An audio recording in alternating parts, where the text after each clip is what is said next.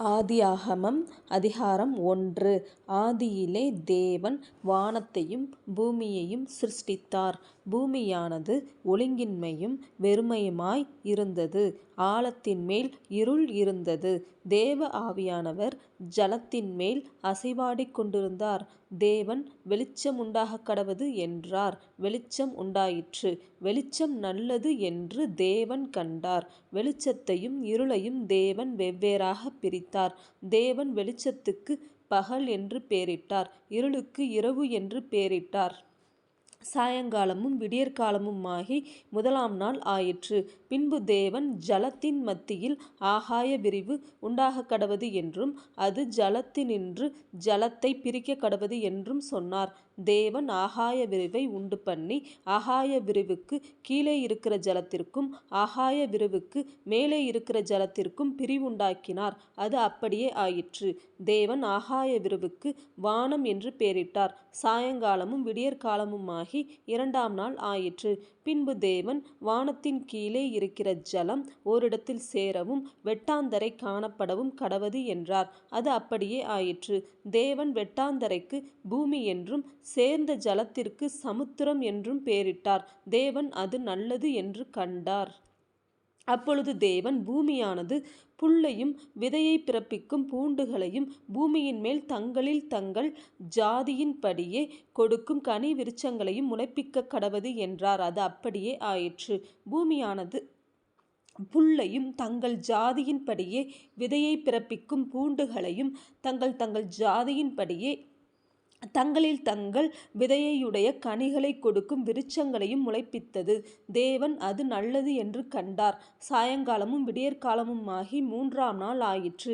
பின்பு தேவன் பகலுக்கும் இரவுக்கும் வித்தியாசம் உண்டாகத்தக்கதாக வானம் என்கிற ஆகாய விரிவிலே சுடர்கள் உண்டாகக் கடவது. அவைகள் அடையாளங்களுக்காகவும் காலங்களையும் நாட்களையும் வருஷங்களையும் குறிக்கிறதற்காகவும் இருக்க கடவது என்றார். அவைகள் பூமியின் மேல் பிரகாசிக்கும்படிக்கு வானம் என்கிற ஆகாய விரிவிலே சுடர்களாயிருக்க கடவது என்றார். அது அப்படியே ஆயிற்று. தேவன் பகலை ஆள பெரிய சுடரும் இரவை ஆள சிறிய சுடரும் ஆகிய இரண்டு மகத்தான சுடர்களையும் நட்சத்திரங்களையும் உண்டாக்கினார். அவைகள் பூமியின் மேல் பிரகாசிக்கவும் பகலையும் இரவையும் ஆளவும் வெளிச்சத்துக்கும் இருளுக்கும் வித்தியாசம் உண்டாக்கவும் தேவன் அவைகளை வானம் என்கிற ஆகாய விரிவிலை வைத்தார். தேவன் அது நல்லது என்று கண்டார்.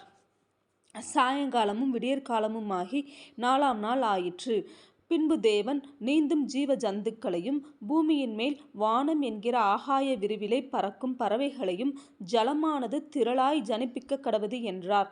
தேவன் மகா மச்சங்களையும் ஜலத்தில் தங்கள் ஜாதியின்படியே திரளாய் ஜனிப்பிக்கப்பட்ட சகலவித நீர்வாழும் ஜந்துக்களையும் சிறகுள்ள ஜாதி ஜாதியான சகலவித பட்சிகளையும் சிருஷ்டித்தார். தேவன் அது நல்லது என்று கண்டார். தேவன் அவைகளை ஆசீர்வதித்து நீங்கள் பலுகி பெருகி சமுத்திர ஜலத்தை நிரப்புங்கள் என்றும் பறவைகள் பூமியில் பெருக கடவது என்றும் சொன்னார். சாயங்காலமும் விடியற்காலமுமாகி ஐந்தாம் நாள் ஆயிற்று. பின்பு தேவன் பூமியானது ஜாதி ஜாதியான ஜீவ ஜந்துக்களாகிய நாட்டு மிருகங்களையும் ஊரும் பிராணிகளையும் காட்டு மிருகங்களையும் ஜாதி ஜாதியாக பிறப்பிக்க கடவது என்றார். அது அப்படியே ஆயிற்று. தேவன் பூமியிலுள்ள ஜாதி ஜாதியான காட்டு மிருகங்களையும் ஜாதி ஜாதியான நாட்டு மிருகங்களையும் பூமியில் ஊறும் பிராணிகள் எல்லாவற்றையும் உண்டாக்கினார். தேவன் அது நல்லது என்று கண்டார். பின்பு தேவன் நமது சாயலாகவும் நமது ரூபத்தின்படியேயும் மனுஷனை உண்டாக்குவோமாக. அவர்கள் சமுத்திரத்தின் மச்சங்களையும் ஆகாயத்து பறவைகளையும் மிருக ஜீவன்களையும் பூமி அனைத்தையும் பூமியின் மேல் ஊறும் சகல பிராணிகளையும் ஆளக்கடவர்கள் என்றார். தேவன் தம்முடைய சாயலாக மனுஷனை சிருஷ்டித்தார். அவனை தேவ சாயலாகவே சிருஷ்டித்தார்.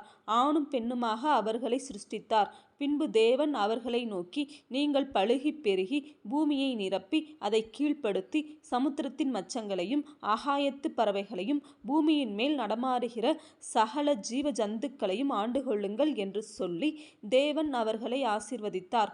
பின்னும் தேவன் இதோ பூமியின் மேல் எங்கும் விதை தரும் சகலவித பூண்டுகளையும் விதை தரும் கனிமரங்களாகிய சகலவித விருட்சங்களையும் உங்களுக்கு கொடுத்தேன்.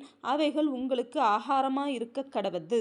பூமியிலுள்ள சகல மிருக ஜீவன்களுக்கும் ஆகாயத்திலுள்ள சகல பறவைகளுக்கும் பூமியின் மேல் ஊறும் பிராணிகள் எல்லாவற்றிற்கும் பசுமையான சகல பூண்டுகளையும் ஆகாரமாக கொடுத்தேன் என்றார். அது அப்படியே ஆயிற்று.